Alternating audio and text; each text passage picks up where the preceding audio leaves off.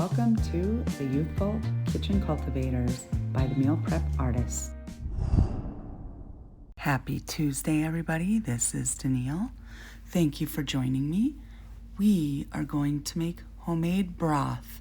This is amazing, very simple, and it's going to save you money. Big time. If this is your first time joining us, let me tell you my why.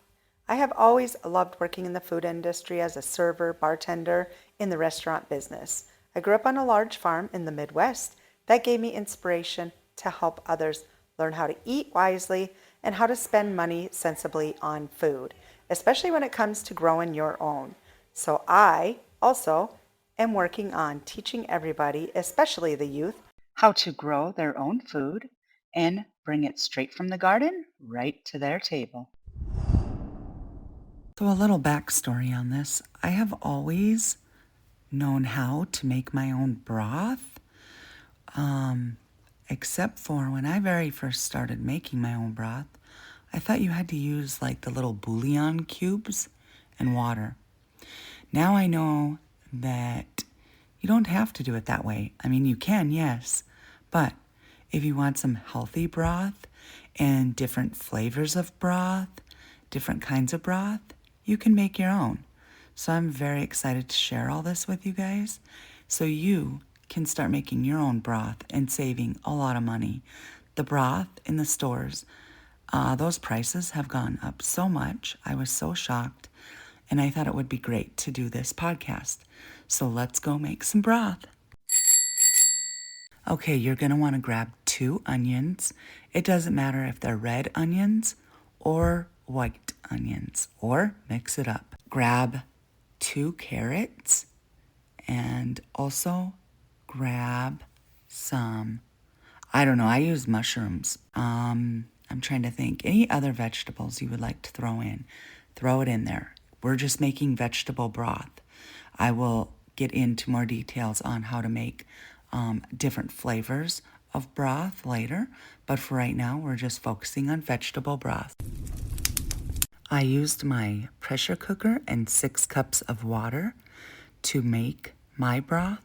If you don't have a pressure cooker, that's fine.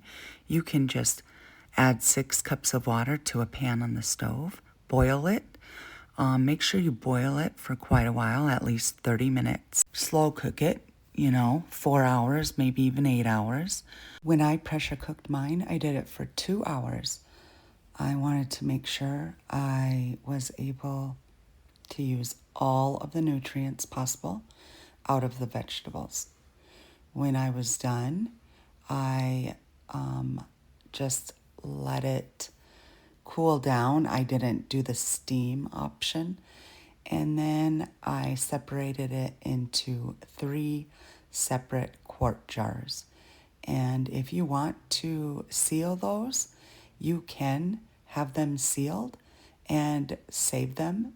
If you wanted to make, a dozen, that would work great. I only made 3, so I let mine sit on the counter, cool. They did seal that way, but I just put them in the refrigerator to use.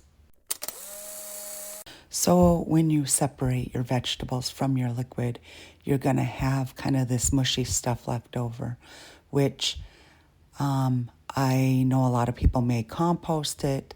I just threw mine away. You could do whatever you want with it.